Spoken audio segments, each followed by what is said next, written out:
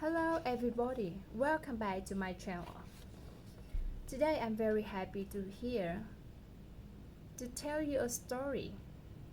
The title of the story is The Fox and Stork. The Fox and the Stork.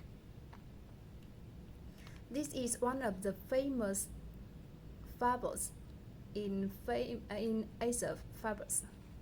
First of all, I would like to introduce you about the storyteller Aesop.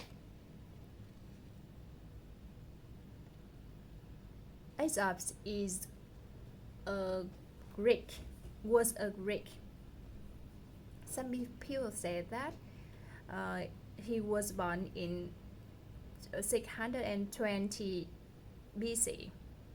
He was a slave who told a lot of clever stories.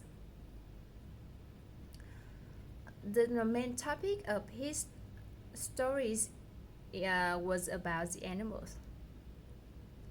If you have chance to read Aesop stories, you can see that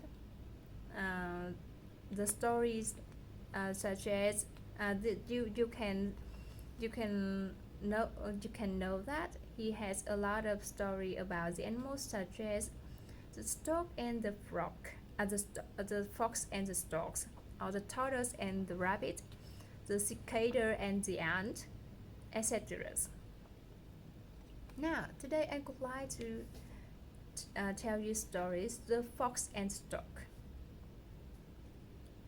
When you read the name of story, yes, I bet that you can guess the two main characters of the story. Yes, they are the stork and the frog, the stork and the fox. The content of story can be divided into two parts. The first one, the part 1 and the part 2. The part 1 is what happened at the fox house, and the second one is what happened at the stork house, the stork's house.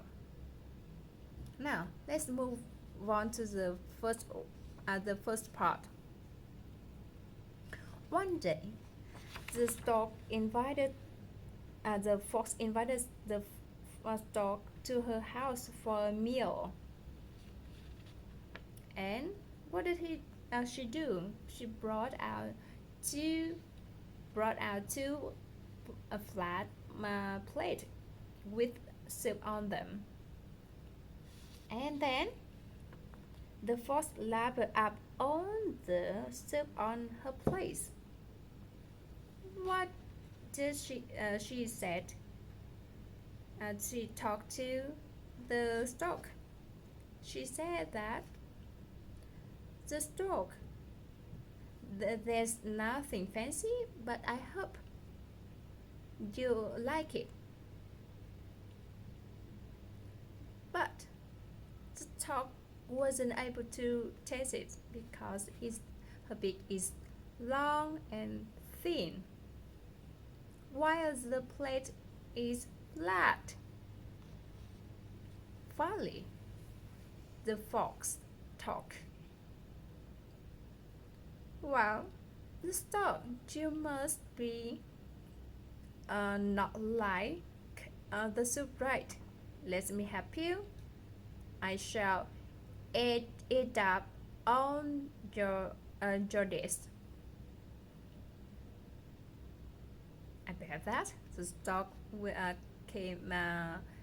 comes back with sadness, right? Now move on to the next part of story. What happened in the next part of story, right? Next day, the stork invited the fox over to her house for a meal. And the stork also put some soup into two long and thin neck jars. The stork talked to the fox. This is the family recipe. I hope you enjoyed it.